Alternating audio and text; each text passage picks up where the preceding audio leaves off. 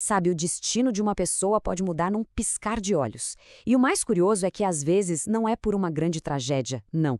É por um desejo silencioso que vai crescendo ali, no coração. Hoje a gente vai mergulhar na história de Geazi.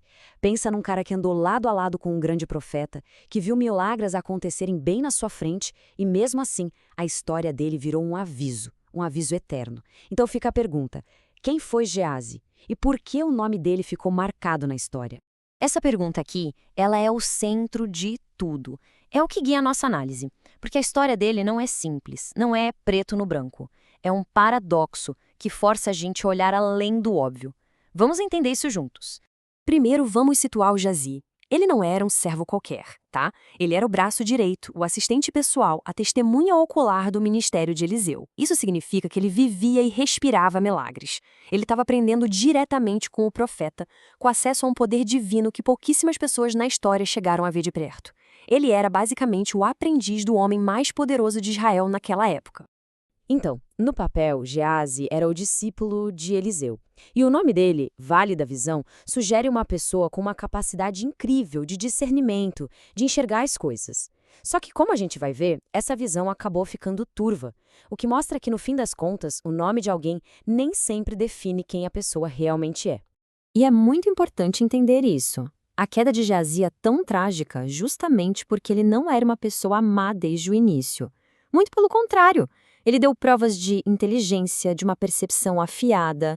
Ele era, de fato, uma peça fundamental no ministério de Eliseu. Olha só que interessante a inteligência do Geazi em ação. Quando Eliseu quis recompensar a mulher sunamita pela hospitalidade, foi o Geazi e ninguém mais que sacou o que ela realmente queria: um filho. A percepção dele abriu caminho para um milagre. Mas tem um mas aí. Anos depois, o menino morre. Geazi é enviado com o cajado do profeta e nada. Não acontece nada. Isso já acende um alerta, né? Já nos dá uma pista sutil da diferença entre simplesmente carregar um objeto de poder e ter integridade espiritual para de fato usá-lo. E é aqui que a história muda de rumo. O ponto de virada que selou o destino de Geazi para sempre. Tudo começa com a chegada de Naaman, o poderoso comandante sírio. A cena é grandiosa, né? Naamã, um homem de poder imenso, é curado de uma doença que não tinha cura. Como gratidão, ele oferece uma verdadeira fortuna. Só que Eliseu recusa tudo. Ele estabelece ali um princípio poderoso: a graça de Deus não se compra. Para Naamã, isso foi uma surpresa. Para Geazi, foi algo incompreensível. Talvez ele já enxergasse o poder espiritual como um caminho para a riqueza material. Geazi viu aquela recusa do profeta como uma oportunidade perdida. E não era pouca coisa, não. A gente está falando de mais ou menos 70 quilos de prata, fora as roupas caríssimas. A tentação era gigantesca, e a cobiça, que talvez já estivesse ali como uma sementinha no coração dele, encontrou o terreno perfeito para brotar. E aqui a gente vê o passo a passo de como um desejo silencioso vira uma ação destrutiva. Primeiro, a cobiça no coração. Depois, a ação. Ele corre atrás de Naamã, inventa uma mentira, usa o nome do profeta em vão para conseguir o que queria. E, por fim, ele tenta esconder tudo mentindo na cara do homem através de quem Deus falava. É o ciclo clássico da queda moral, né? E a ironia da situação é terrível. Olha só essa comparação. Naamã, o estrangeiro, chega doente e sai curado e grato. Geazi, o privilegiado, o servo que vivia no meio dos milagres, termina a história com a mesmíssima doença que Naamã tinha. É como se a lepra simplesmente tivesse trocado de hospedeiro. A consequência veio na hora e foi dura. Eliseu pronuncia uma sentença que não ia afetar só o Geazi, mas toda a descendência dele. O texto diz que Geazi saiu da presença de Eliseu leproso, branco como a neve, um rompimento visível e que seria permanente. Bom, parecia que a história de Geazi tinha acabado aqui, né, numa tragédia em isolamento, mas a Bíblia ainda guarda uma surpresa. Uma cena final que complica qualquer interpretação simples e nos faz reexaminar tudo que a gente achava que sabia sobre o destino dele. A resposta para essa pergunta é o que torna a história de Geazi tão fascinante e complexa. Porque, contra todas as expectativas, ele reaparece. E o lugar onde ele reaparece é o mais surpreendente de todos.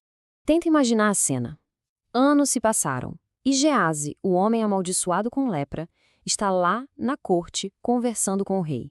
Ele não está numa colônia de leprosos, isolado da sociedade. Pelo contrário, ele está numa posição de destaque, agindo como um tipo de cronista, contando as maravilhas de Deus feitas por meio de Eliseu. Mas como isso é possível? A narrativa não dá uma resposta fácil, não. E claro, isso gera um debate danado. De um lado, tem gente que diz que a maldição foi clara, para sempre. E o próprio Jesus parece confirmar isso, dizendo que nenhuma outra cura de lepra em Israel aconteceu naquela época. Essa visão defende que Geazi viveu o resto da vida com o peso da sua escolha. Por outro lado, o fato dele estar na corte sugere que sua história não foi de isolamento total, que ele, de alguma forma, manteve uma função social. E aqui pode estar a chave para resolver esse mistério. É um detalhe técnico, mas fascinante, que vem lá da lei da época.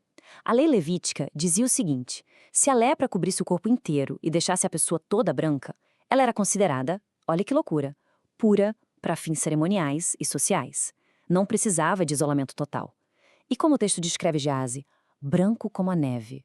Pois é, essa condição, que era gravíssima, poderia, num paradoxo total, ter permitido que ele voltasse à sociedade.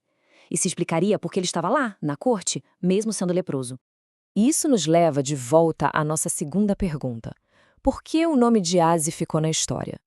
A resposta é que a vida dele, tanto no serviço e na inteligência, quanto na sua queda catastrófica, oferece lições poderosas que valem para qualquer época.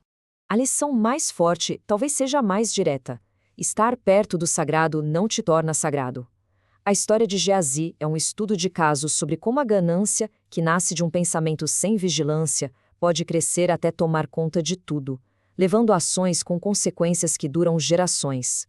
É a prova de que a batalha mais importante é sempre a interna, a do coração. Mas ainda tem uma última camada aqui, quase uma redenção. Mesmo naquele estado caído, leproso, Geazi ainda tinha uma função: contar ao rei as maravilhas que ele tinha visto. A história dele, mesmo marcada pelo fracasso, ainda serviu para glorificar o poder de Deus. Mesmo quebrado, ele foi uma testemunha.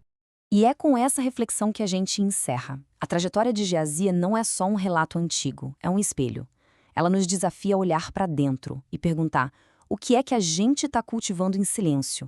Porque no fim, o maior tesouro ou o maior perigo nunca está nas nossas mãos, mas sim dentro do nosso coração.